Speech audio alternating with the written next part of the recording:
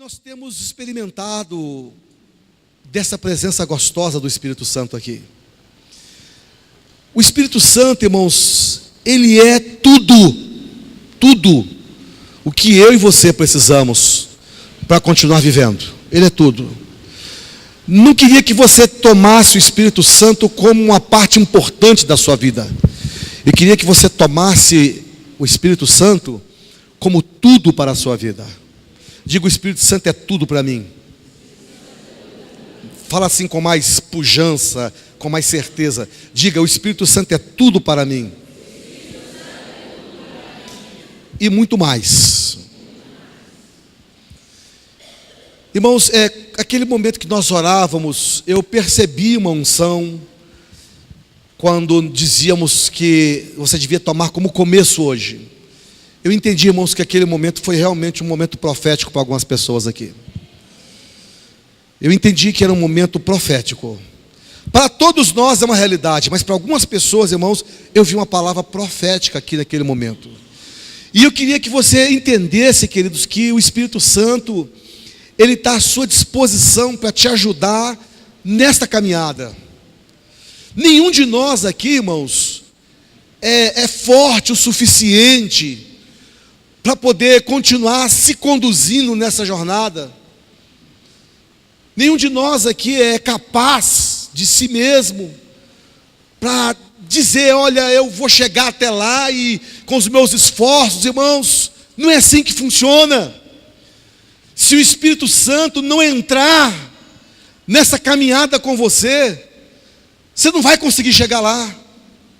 Se o Espírito Santo não entrar com você nessa empreitada, você não vai ter êxito nessa empreitada. Deixa eu falar uma coisa para você. Uma batalha, por menor e mais fácil que seja, se você decidir entrar nela com a força do seu braço, você estará fadado a fracasso. Foi isso que aconteceu nos dias de Josué. Lá no capítulo 5 e 6, narra essa história. Cidade de Ai. A cidade de Ai é uma cidadezinha fajuta. Nós que derrubamos aí as muralhas de Jericó. O que é a cidade de Ai? Não é nada. Vamos mandar poucos homens. Não fadiga os homens com isso não. Vamos mandar lá poucos homens, uma mixaria de homens. E os poucos homens que foram, irmãos, bateram em retirada e foram escorraçados da cidade, e alguns mortos, porque eles foram na força da presunção. Então escute isso: por mais fácil que seja a batalha da sua vida, convida o Espírito Santo para entrar com você nela.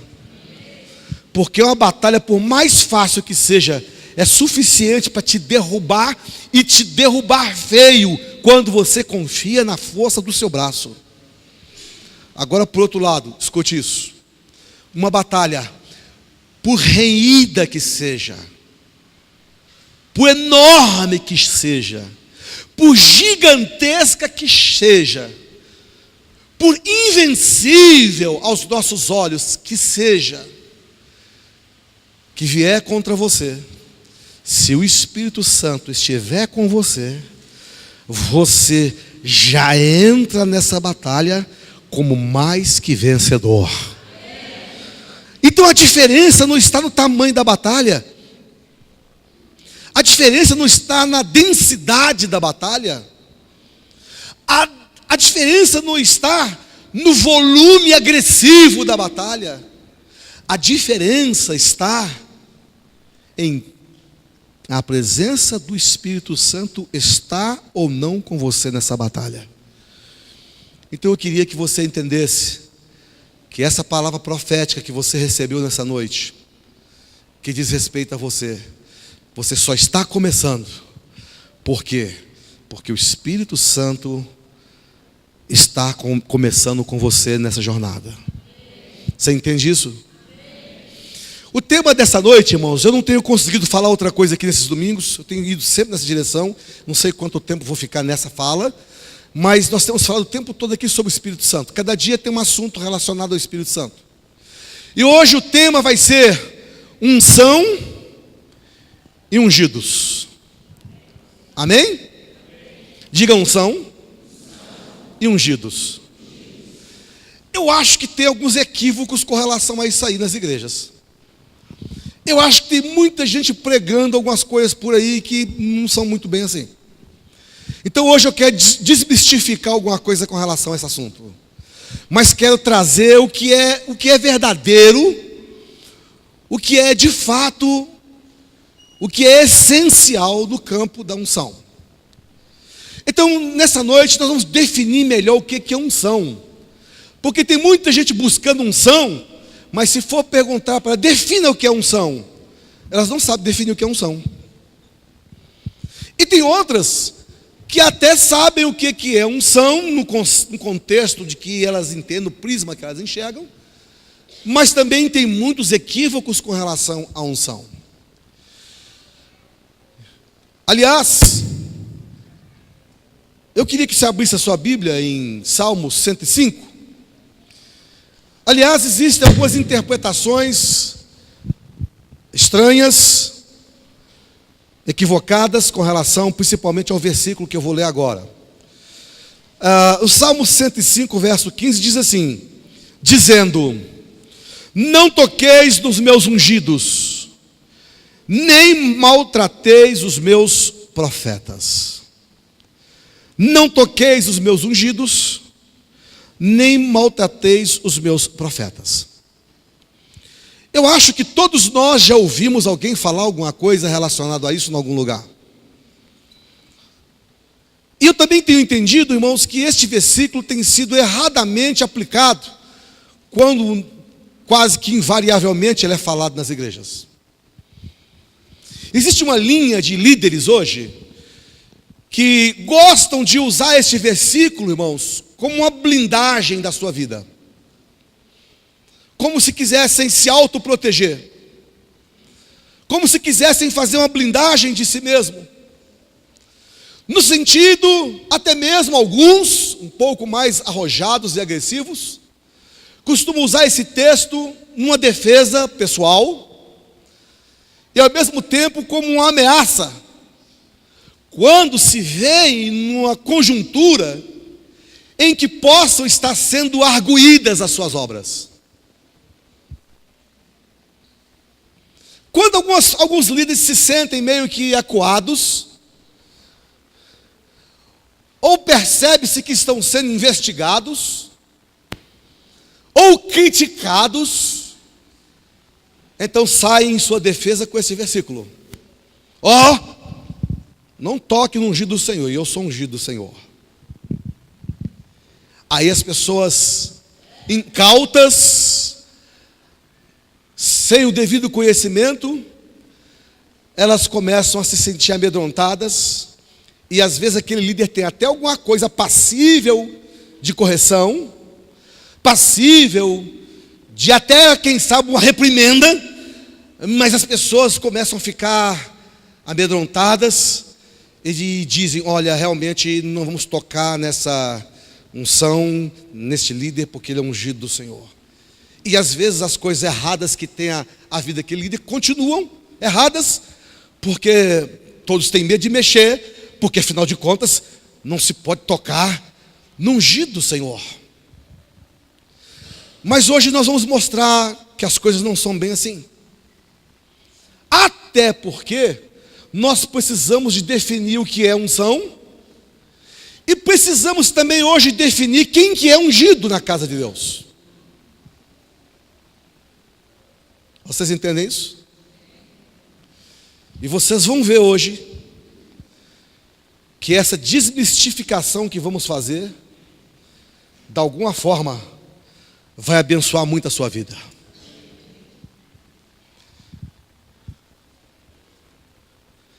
A primeira coisa que eu queria estabelecer com vocês é que existe o ungido e existe os ungidos. Entendem isso? Existe aquele que é o ungido e existe aqueles que são os ungidos. Então eu queria definir e deixar bem claro para você que o ungido é aquele que Isaías 42 fala: E eu queria que você abrisse comigo a sua Bíblia em Isaías 42. Eis aqui o meu servo, a quem sustenho, o meu escolhido, em quem a minha alma se compraz. Pus sobre ele o meu espírito, e ele promulgará o direito para os gentios. Não clamará, nem gritará, nem fará ouvir a sua voz na praça. Não esmagará a cana quebrada, nem apagará a torcida que fumega. Em verdade, promulgará o direito. Eis aqui o meu ungido, em quem a minha alma compraz. Em Mateus capítulo 3, Jesus entra na água do Rio Jordão. Ele é batizado por João Batista. Vem sobre ele o Espírito Santo em forma corpórea de uma pomba, e uma voz do céu se ouviu dizendo: este é o meu filho amado, em quem eu tenho prazer. Eu pergunto aos santos dessa casa: quem é o ungido? Jesus. Aleluia, eu não ouvi nada. Quem é ungido? Jesus. Quem que é ungido? Jesus. Vamos falar 3 vezes esse nome. Fala: Jesus. Jesus, Jesus, glória a Deus. Então, irmãos, Jesus é o ungido. Vocês entenderam? Jesus é o ungido. Sobre ele veio o Espírito de Deus. Agora, queridos, para que vem o Espírito, ou para que vem a unção na vida de uma pessoa? Vamos tomar um exemplo com Jesus, e depois nós vamos entender quem são os ungidos, e para que veio o Espírito na vida dos ungidos. Então vamos lá. Para que vem o Espírito, a unção sobre Jesus? Vocês se lembram, queridos, que no capítulo 3 de Mateus, acabei citando agora há pouco, o Espírito Santo veio sobre Jesus. Até o capítulo 3 de Mateus, você não vê nenhum registro sequer de Jesus exercendo o ministério dele. E olha que ele já estava com 30 anos de idade. Não há nenhum registro na Bíblia de Jesus fazendo cura, fazendo milagres, trazendo libertação, nada. Jesus até então estava não no seu exercício ministerial. Então veja bem, a primeira coisa que aconteceu com Jesus, antes de Jesus efetivamente exercer seu ministério, foi receber uma unção. Entende isso? Jesus recebeu uma unção. Capítulo 3 de Mateus. Capítulo 4 de Mateus, Jesus começa a realizar o seu ministério imediatamente? Não. Jesus é levado ao deserto para ser tentado pelo inimigo. Eu não gosto de falar o nome desse camarada, mas você já sabe quem que é, não é? Então, queridos, capítulo 3, Jesus é batizado nas águas e foi cheio recebeu unção. Capítulo 4, ele não sai exercendo o seu ministério, ele sai para ser tentado por ele. Entende? Então, Jesus foi tentado por quê? Para que ele sofresse as coisas na própria carne, para ter legitimidade quando ele viesse exercer o seu ministério. Por isso que a carta aos Hebreus diz que ele foi tentado em todas as coisas para socorrer os que são tentados. De forma que a palavra de Jesus não era uma teoria, era um fato. A palavra de Jesus não era um discurso, era uma realidade. A palavra de Jesus não era um sermão bonito, era espírito e vida. Você só consegue ministrar espírito e vida quando você experimentou as realidades de Deus na sua vida. Uma coisa é você chegar para uma pessoa e falar assim: meu filho, essa prova que você está passando, fica tranquilo, você vai vencer. Quando você passou por uma igual ou pior e venceu. Quando você nunca passou por nada, fica um discurso barato. Não, você vai vencer, tudo você pode daquele que te fortalece. Até funciona, porque a palavra de Deus funciona. Funciona, porque a palavra de Deus funciona. Mas é diferente quando uma pessoa está caída e diz assim: olha, eu não dou conta, eu não levanto nunca mais. E você fala assim: um dia passei igual ou passei perto disso. E Deus me levantou, e assim como Ele me levantou, Ele também levanta você. É diferente. Então por que Jesus passou por aquilo? Ele passou por aquilo para que quando Ele abrisse a sua boca, Ele tivesse legitimidade na sua fala. Agora observa que o texto diz, e você pode conferir logo no início do capítulo 4, você vai ver que a Bíblia fala que quem foi que levou ele para ser tentado? Quem? Então quem levou Jesus para ser tentado foi o próprio Espírito Santo, que tinha enchido ele num tempo anterior. Agora, por mais que Jesus, sendo Filho de Deus, ou Deus encarnado, homem, feito homem, Jesus nunca iria para o deserto para ser tentado pelo adversário, sem primeiro ter passado pela unção. E eu quero que você abra a sua Bíblia em Efésios 4, versículo 30, que eu quero te mostrar um negócio. Aleluia. Vamos começar a esquentar esse negócio. Efésios 4, versículo 30. Presta bem atenção nisso aqui, querido, querida.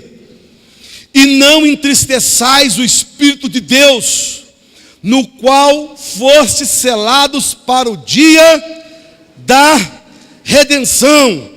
Agora presta atenção, voltam as páginas aí na carta aos Efésios ainda, capítulo 1, presta atenção nisso, olha que lindo, irmãos, versículo 13 e 14, em quem também vós, depois de ouvistes a palavra da verdade, o evangelho da vossa salvação, tendo também crido nele, fostes selados com o Espírito da promessa, o qual é o penhor da nossa herança, até ao resgate da sua propriedade, em valor da sua glória.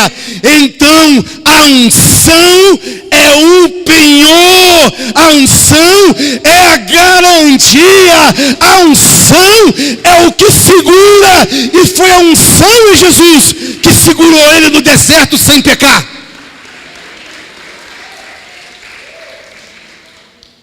Penhor, penhor. Essa palavra penhor é pouco usado. As palavras da língua portuguesa vão sumindo, substituídas por outras, e acaba que a gente tem dificuldade até na hora de discursar alguma coisa, porque tem gente que nem sabe o que é penhor. Vamos dar um exemplo assim, clássico e comum. Eu estou precisando de um dinheirinho, aí eu falo assim: ninguém tem dinheiro para me emprestar, o banco não me empresta, os irmãos que já pedi, ninguém empresta.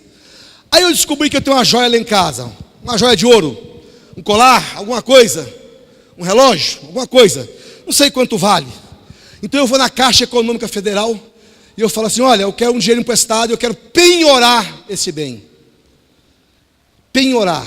O que é penhorar? Eu dou o meu relógio, eles vão fazer uma avaliação, falar: aqui tem 5 gramas de ouro, blá, blá, blá, blá, blá, blá, blá, blá. Isso aqui vale R$400. Tá bom. Não vale mais não? Não, vai não. Então eu tiro o meu relógio, faço um registro, o relógio fica e o dinheiro vem. Quem é que garante que eu vou pagar aquele dinheiro um dia? O relógio que eu deixei lá. Vocês entendem isso? Então isso aqui, relógio, na Caixa Econômica chama-se penhor. Aí eu começo a trabalhar e falo assim: eu gosto tanto daquele relógio, Aquele relógio vale uns 800 a R$1.000, mas a Caixa Econômica pagou só 400, que não é boba, ela tem que ter o lucro dela. E dá que eu não volto para pegar o relógio? Ela leva aquilo para o leilão e vende. Então a Caixa Econômica não perde nunca. Então ela me paga 400 daquilo que vale 1.000.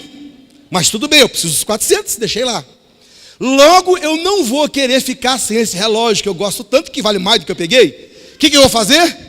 Fazer isso aqui, para arrumar o dinheiro, para voltar lá e fazer o meu resgate. Eu chego lá com o dinheiro, e corrigido, é claro, com a taxa do penhor, etc. Eu falo, olha, eu vim aqui, eu quero buscar o meu relógio de volta. Ah, ok, então faz os cálculos lá, então tá. O seu relógio, você quer pegar de volta? Tá, quero. Então você me arruma aí 450, porque 50 é o juro pelo tempo que você ficou, ou R$500 é o tempo que você ficou. Eu pago 500 e pego de volta o meu relógio. O que significa então penhor? Penhor significa garantia. Diga para o seu vizinho, garantia. O que garante que eu vou pagar? O penhor. Volta para o texto outra vez. O que está escrito aí, queridos? Versículo 14. O qual é o penhor da nossa, até o resgate da sua propriedade, em louvor da sua glória. Agora, volta um pouquinho para cima e veja qual é o nome do penhor. Fosse selados com o quê? O Santo Espírito da promessa. Irmãos, preste atenção, por favor. Você viu Jesus? Não viu, eu também não vi. Você não viu, eu também não vi. Estou falando a olho nu, ninguém viu. Você pegou nele? Não pegou, eu também não peguei. Você sentiu o cheiro dele? Também não senti, nem você nem eu. Então nós não vimos Jesus? Nós não pegamos Jesus? Nós não sentimos cheiro de Jesus?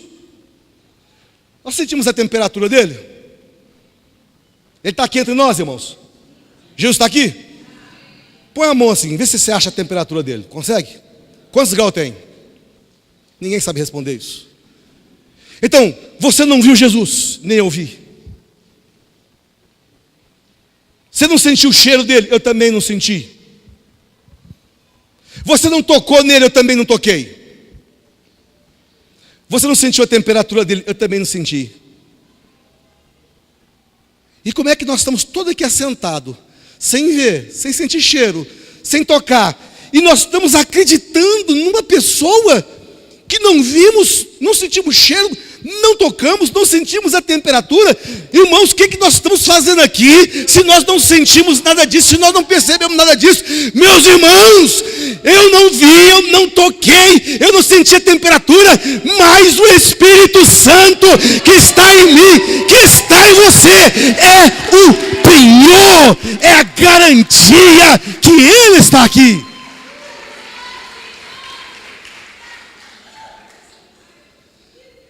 Irmãos, preste atenção no que eu vou te falar.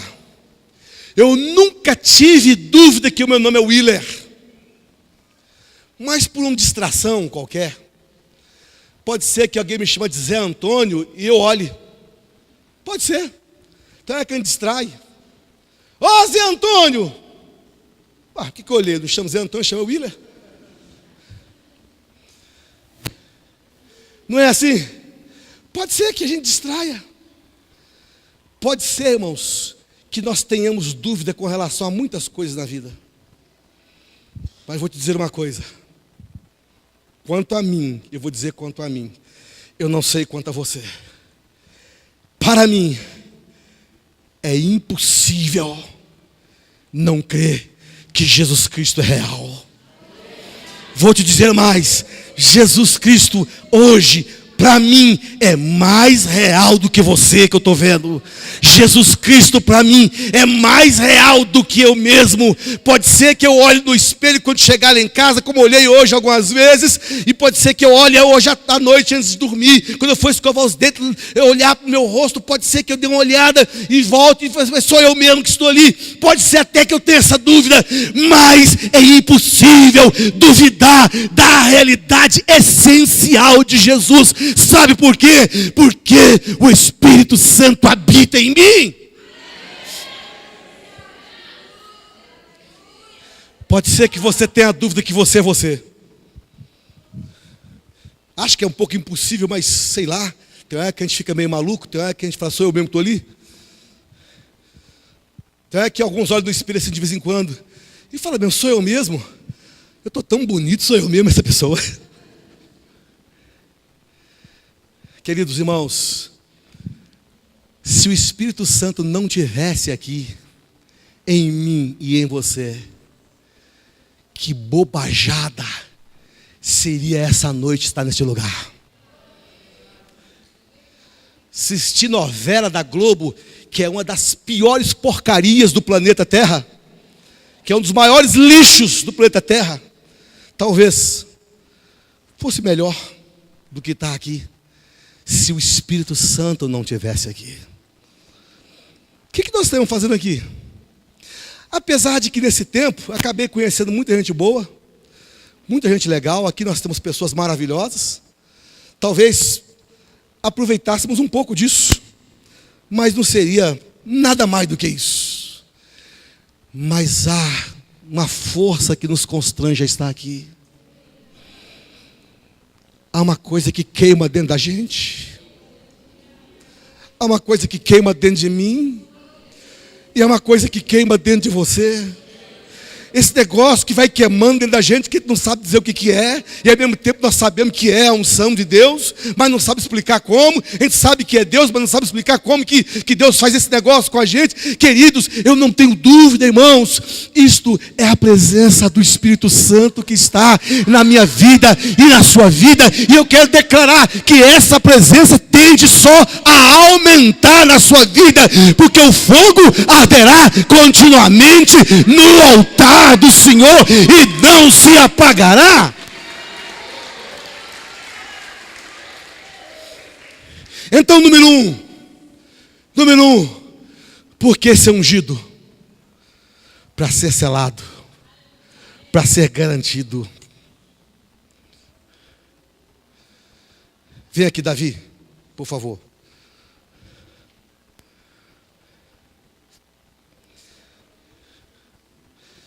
Eu podia descer até ele, mas eu preferi que ele subisse do que eu descesse. Davi é um servo do Senhor. Quando Davi recebe a salvação, encontra com Jesus, ele tem uma experiência chamada novo nascimento. O que acontece na prática? O Espírito Santo está do lado de fora do Davi, falando para ele, Davi, você precisa de resolver a sua vida com Deus. Davi, você precisa de mudar. E esses pensamentos ficam na cabeça dele, preciso tomar um jeito da minha vida, eu não sei o que está acontecendo comigo. E tal. Esses pensamentos aqui que estão infiltrando na mente dele, é o Espírito Santo que está trabalhando com ele do lado de fora. Falando com ele, Davi, você precisa resolver isso. Davi, você precisa resolver isso. Aí resolve, entrega a vida dele a Jesus.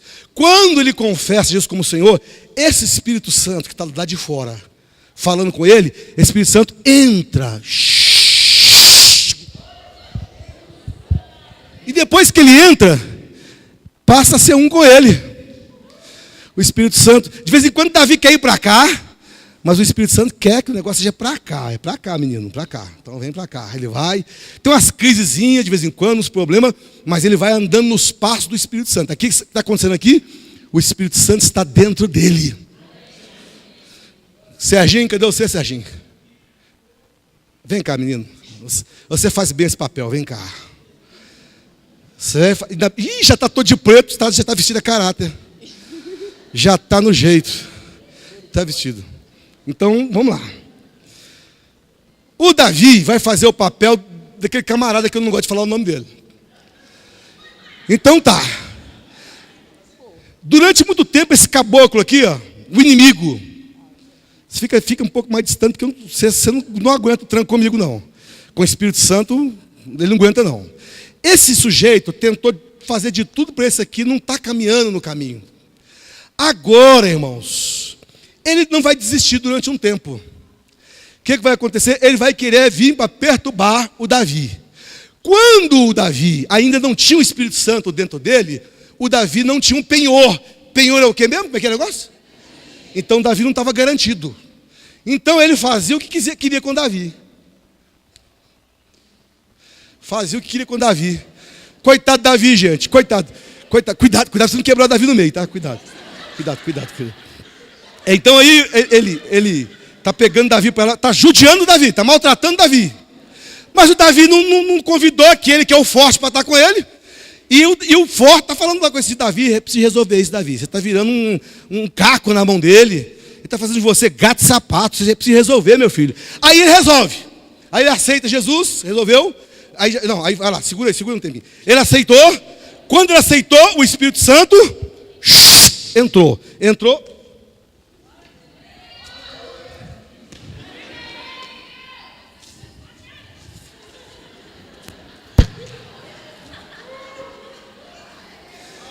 Irmãos, o Espírito Santo dá rabo de arraia do inimigo, gente, pode ter certeza. Jiu-jitsu e tudo, taekwondo e tudo. Irmãos, o que acontece agora? Obrigado, Serginho, Deus te abençoe, querido. O que acontece? Agora, irmãos, Davi está garantido. Por que está garantido? O inimigo não pode entrar mais nele. Amém. Irmãos, deixa eu te falar uma coisa. Um crente nascido de novo, selado pelo Espírito Santo, o maligno não lhe toca. Entendeu? Pastor, eu conheço um crente cheio do Espírito Santo que ficou endemoniado. Não é. Desculpa, não é. Você acha que o Espírito Santo e o camarada pode morar junto no mesmo apartamento? Hein? Dois corpos não ocupam o mesmo espaço. E além disso, dá mais com um vizinho desse. Você acha que o Espírito Santo ia ter um vizinho que é o camarada lá dentro, os dois lá dentro? Você consegue ver o Espírito Santo conversando com o camarada lá dentro dele? Ô, fulano, como é que você está? Ah, estou bem, tá. Ô, Espírito Santo, estou bem, tá bom, então, pois eu estou aqui já morando nessa casa aqui um tempo. Não, tem problema, não, fica aí, nós dois vamos ficando aqui, vamos. Ah, irmãos! Pelo amor de Deus, se você viu um crente cheio, um crente que é selado com o Espírito Santo, que estava endemoniado, de duas, uma, ele não estava endemoniado, estava sob uma pressão, uma opressão, e você confundiu. Ou então outra coisa, nunca nasceu de novo. Porque é impossível um crente nascido de novo. Irmão, você quer saber de uma coisa? Não existe nessa igreja talvez uma pessoa que tenha sido mais maldição foi lançada contra ela, senão eu. As minhas guerras, irmãos, não são como demôniozinho pequeno, não. Quem ocupa a liderança, como a gente ocupa, a nossa guerra é feia. E nesses anos todos, se fosse possível uma coisa dessa, eu seria o mais encrencado. Pois eu vou dizer uma coisa para vocês. Nesses 38 anos que eu sirvo meu Senhor e Salvador Jesus Cristo, nunca, jamais, em tempo algum, o inimigo conseguiu me tocar. Sabe por quê? Porque dentro de mim está o Espírito Santo. E o inimigo não é doido. Então, antes de Jesus exercer o ministério, ele tinha que passar pela tentação pior possível. Mas você acha que Deus ia mandar ele ser tentado sem primeiro receber a unção? Então, número 1, por que nós somos ungidos? Para experimentar as piores guerras e permanecer de pé. Entende isso? Sem unção você não aguenta nada, eu não aguento nada. Mas com unção, irmãos, 40 dias e 40 noites no deserto, o inimigo o tempo todo perturbando. Com unção, a gente é mais que vencedor. Amém. Pastor, eu saí da igreja porque eu caí numa tentação, num pecado, o inimigo me destruiu. Isso é verdade? De certa forma, sim. Mas, na verdade, irmãos, era o nível da unção que estava baixo. O inimigo só é grande quando a unção é pequena. Quando a unção é grande, o inimigo é pequeno. Você entende isso que eu estou falando? Obrigado, Davi. Deus abençoe, meu filho. Você é bênção demais. Então repita comigo. A unção serve para me sustentar no deserto. Então a unção é a garantia, irmãos. Que garantia eu tenho? Nesses 38 anos, por que eu nunca duvidei? Por que eu não caí? Por que eu não fiquei prostrado? Nesses 38 anos, por quê? Ah, pastor, é porque você é muito forte, sou nada. Eu sou tão fraco como o mais fraco dessa igreja. Ah, pastor William, porque você é nada, irmãos, eu não sou nada. Irmãos, eu não sou absolutamente nada.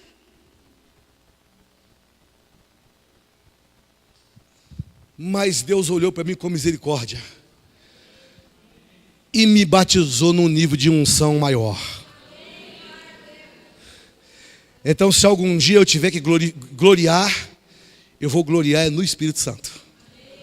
Paulo disse isso. Se eu tiver que me gloriarei na cruz de Cristo. Então, se eu tiver que me gloriar, eu vou me gloriar no Espírito Santo. Porque eu sei que de mim mesmo, irmãos, eu não conseguiria absolutamente nada.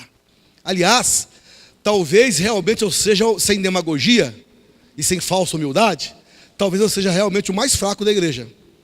Porque é assim, quanto mais fraco você se sentir na dependência a Deus, maior vai ser o nível de unção que Ele vai te dar. E quanto mais peitudo a gente é assim, fala, não, eu sou bom da boca. Eu sou o cara. Comigo não, eu não caio não. Eu sou o cara que menos unção você tem. Porque você vai cheirar muita carne e vai ter pouco cheiro de unção. Então nessa noite, irmãos, número 1, por que que somos ungidos? Para que tenhamos a garantia para o dia da redenção. Você escreve uma carta, leva ao correio. Antigamente tinha um selinho, né? Alguns passavam a colinha, alguns passavam na língua. Pronto. E o carteiro tinha que entregar daquele jeito. Se violasse aquele selo, era crime federal. Passível de prisão, de outras coisas mais. Porque ninguém pode romper o selo. O Espírito Santo selou você para o dia da redenção e ninguém vai romper este selo na sua vida. Ninguém vai romper este selo na sua vida. Sabe o que significa isso? Que eu e você somos intocáveis pelo inimigo.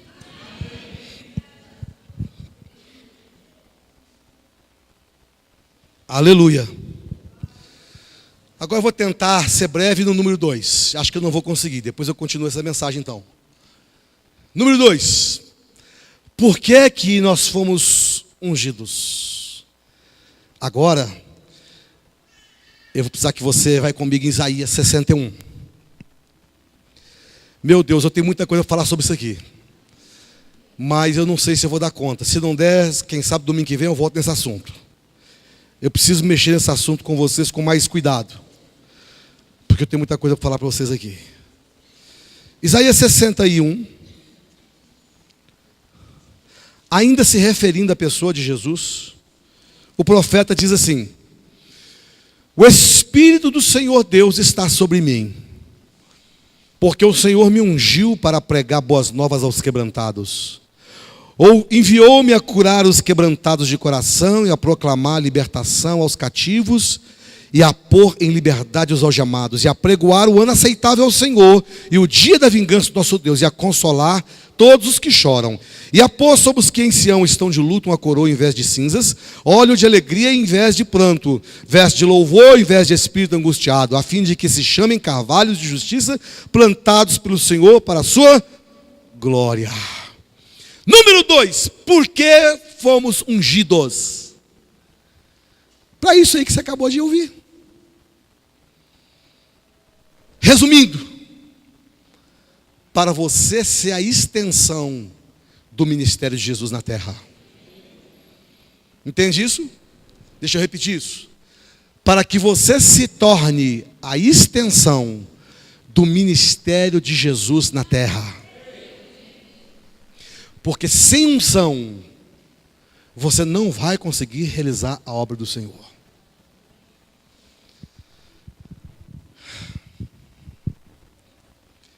Então eu queria dizer para você, querido, que esse negócio de não toqueis os meus ungidos, não maltratei os meus profetas, isso não existe na Bíblia para a gente ficar utilizando para ameaçar as pessoas que se opõem a nós. Isso não é um argumento de defesa pessoal. Isso não é um mecanismo de blindagem. Até porque, irmãos, Jesus foi ungido e foi muito maltratado. E não pense você que a unção vai te garantir em relação aos maltratos. Aliás, eu tenho descoberto a cada dia na minha vida que são os meus maus tratos sofridos que têm me projetado mais nos braços de Deus. Eu tenho descoberto a cada dia que os levantes que tem contra a minha vida é que tem me colocado mais nos braços do Salvador. Eu tenho descoberto que são as perseguições que tem me ensinado a perdoar, que tem me ensinado a amar de verdade, que tem me ensinado a abrir a boca para abençoar quando a minha vontade era amaldiçoar. Eu tenho observado que as críticas que eu recebo têm me melhorado, porque daquilo que é verdade eu enxergo e mudo, e aquilo que é mentira eu entrego para Deus, e Deus me restaura, e Deus me ajuda, e Deus me joga para cima. Então esse negócio de você ficar com medo de crítica, ficar com medo de perseguição, ficar com medo de fala dos outros, ficar importando com essas coisas, está sendo da sua parte uma perda de oportunidade para crescimento na sua vida. Então quando alguém vier tocar em você, vier te maltratar, não use esse versículo aqui que ele não vai funcionar na sua vida. Ele não foi feito para te proteger. Ele não foi feito para te proteger.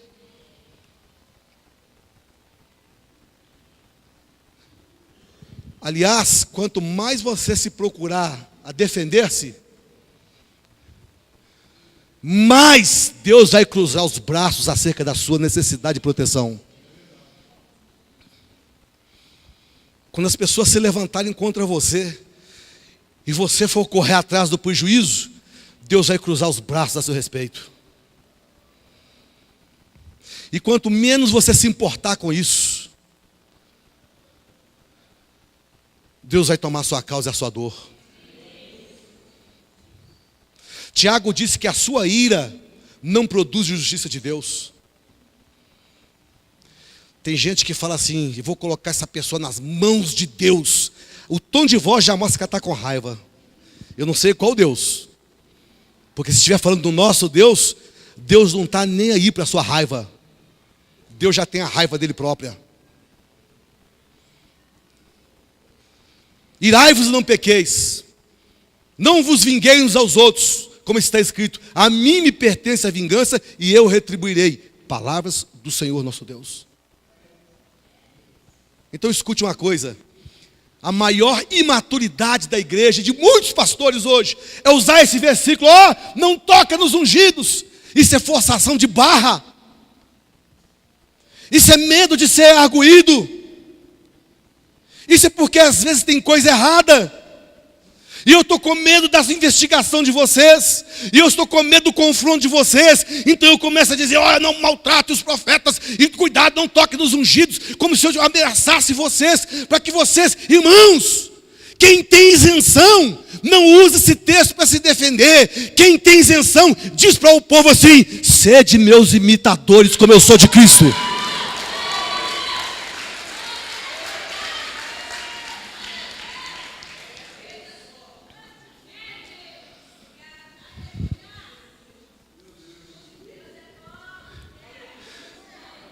Nós estamos vivendo um problema de geração hoje muito grande, irmãos. Está surgindo por aí uma safra de pregadores muito bons de argumento. Eu acho que as palavras mais bem argumentadas estão surgindo na nossa era. A gente está vendo muito pregador novo, menino novo, que está tendo uma argumentação bacana, muito boa. É uma era de uma pregação bem científica. Eu tenho observado isso. Mas, infelizmente, essa condição bem elaborada, essa argumentação bem trabalhada, não está sendo acompanhada de um estilo de vida. O discurso é bonito, mas o conteúdo de realidade tem sido fraco. Tem muita gente que está fazendo de ministério meio de vida. Escute isso, para quem quer o ministério. Ministério não é meio de vida. Ministério é fim de vida. Você quer acabar? Você quer massacrar a sua carne? Entra para o ministério. Aí você vai finalizar. Mas se você está pensando em entrar para o ministério e pensar, eu quero ser grande no ministério, eu quero ter uma igreja grande, bonita, uma placa luminosa, bonita, nada contra a placa luminosa, mas só para vocês entenderem a fala, e se possível com o meu nome lá fora, ministério, pastor, fulano de tal, e eu vou vestir inclusive de uma maneira que impressione vocês, a minha vestimenta vai ser uma vestimenta que impressione vocês, se possível com os negócios dourados aqui, e na hora que eu entrar aqui, que rufe os tambores. E agora com vocês o pastor, o grande servo de Deus. Primeiro que servo nunca foi grande. Que rufa os tambores.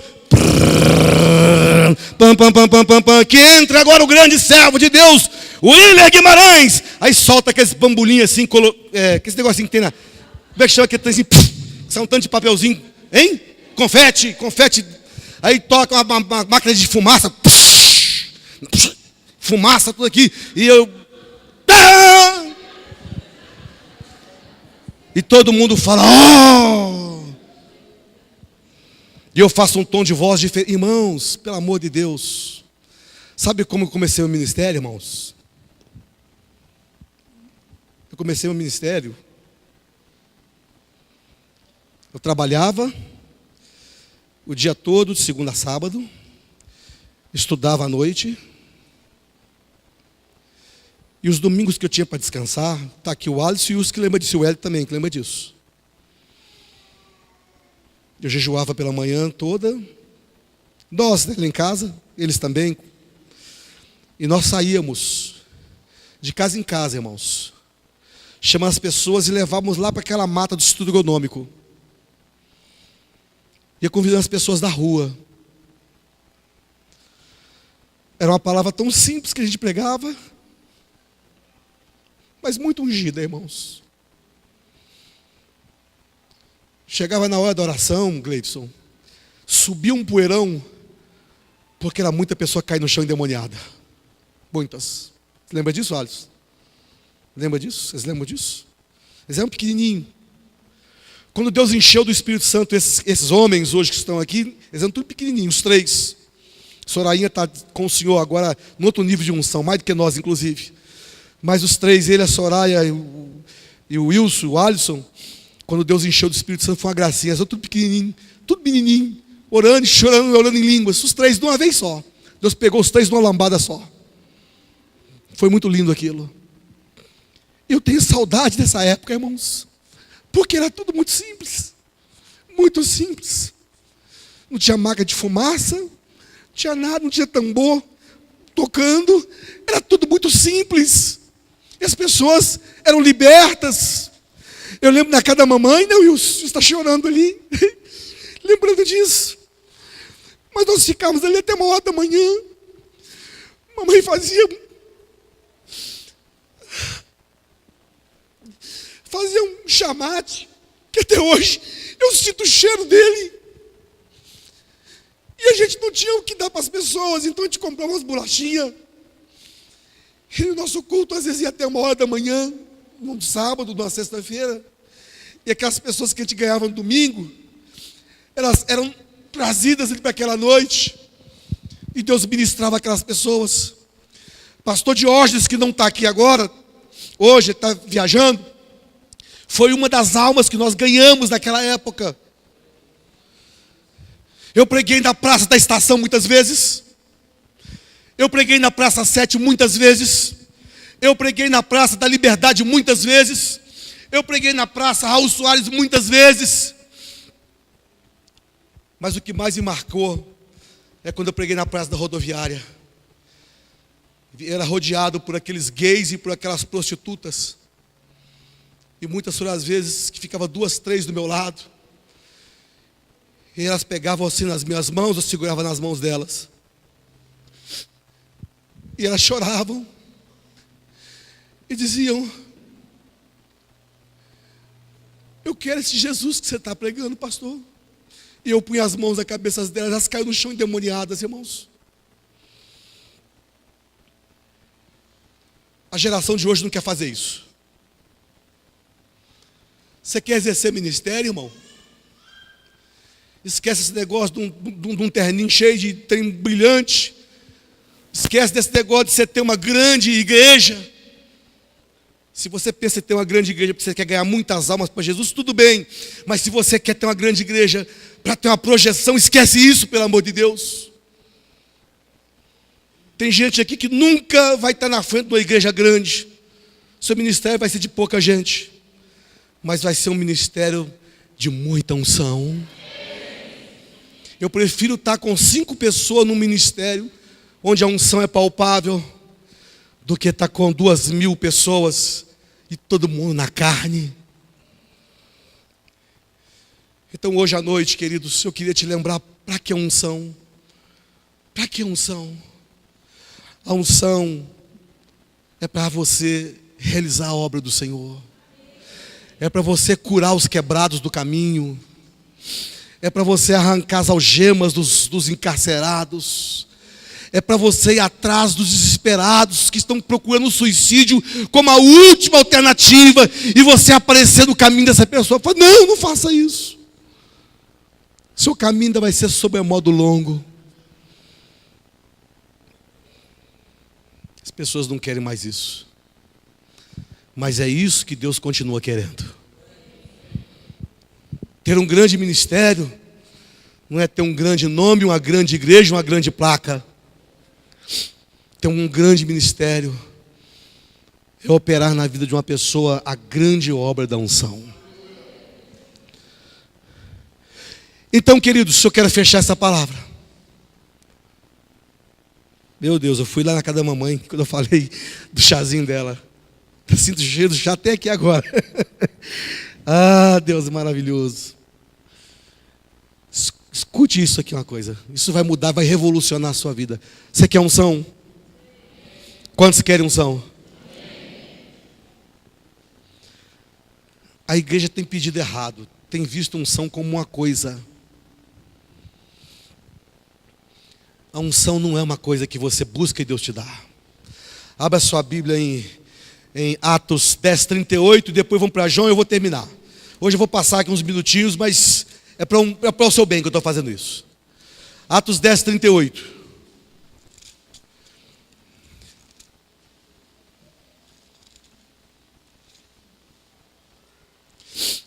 Como Deus ungiu a Jesus de Nazaré. Então Jesus também foi ungido, né? Quando? Já falamos. Com o Espírito Santo e poder, o qual andou por toda parte fazendo bem e curando a todos os oprimidos do diabo, porque Deus era com ele. Então, Jesus foi ungido. Como? Com o Espírito Santo. Para quê? Para curar os oprimidos do diabo. Você quer unção? Você vai fazer o que com a unção? Eu vou ficar em casa. Vamos ficar em casa, falando dos irmãos. Tem gente que quer unção para ficar reunindo nos grupinhos, para ficar batendo papo, jogando conversa fora, fazendo o que não presta. Aí sai assunto de pessoas. Para isso? Para isso. Para que unção? Unção para você fazer cumprir o ministério de Jesus na terra. Outro dia os meninos aí, a Andresa, o Adel, que está ali, né, Adel? Aqui. A Joana e a Adriana foram lá para o Maranhão, no lugar que tinha a praia, mas não foram para a praia não. Ficar lá uns 10 dias, mais de 10 dias, cumprindo o ministério do Filho de Jesus. Isso aí é unção. Isso é unção. Só aumentou a experiência de vocês. Os bruxos lá que se converteram, né? Para isso é unção. Unção é para isso. Unção é para isso. Unção não é para ficar jogando videogame na casa dos irmãos, perdendo tempo. Irmãos, quanta perde tempo. Unção não é para ficar no WhatsApp o tempo todo, no Facebook, no Instagram, mostrando as poses. Unção é para você sair e realizar a obra de Deus. Se não for para você realizar a obra de Deus, esquece esse negócio de unção. Sabe por quê? Porque essa unção pode te condenar. Unção para nada é jogar unção fora. E jogar unção fora é encrenca. Então unção, irmãos, não é uma coisa. 1 João. E eu quero encerrar logo após aqui. 1 João, capítulo 3.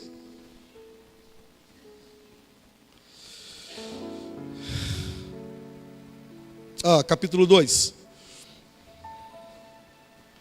Vamos para o versículo 28. Para o versículo 20. Depois vamos saltar por questão de tempo. Mas eu quero que você leia isso em casa depois. Do 20 até o 29. E vós possuís unção que vem do santo, e todos tendes conhecimento. Pula para o 27. Quanto a vós outros, a unção que dele recebestes permanece em vós, e não tendes necessidade de que alguém vos ensine, mas como a sua unção, como a sua unção vos ensina a respeito de todas as coisas, é verdadeira e não é falsa. Permanecei nele, como também ela vos ensinou. Irmãos, unção não é uma coisa. A unção ensina. Uma coisa não te ensina. A unção, irmãos, é uma pessoa. E essa pessoa tem um nome. Alguém sabe ou arrisca dizer qual é o nome desta unção? Oh, aleluia. Vai ficando em pé, querido.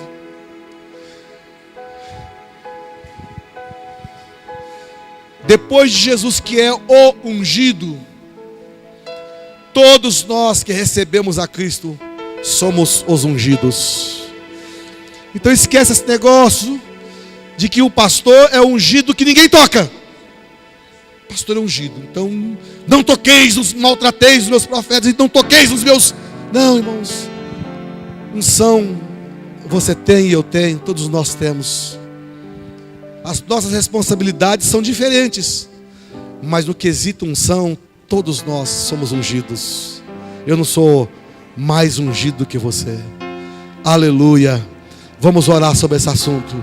E eu quero desafiar você, igreja. Eu quero desafiar cada um que está aqui, que já entendeu o chamado de Jesus.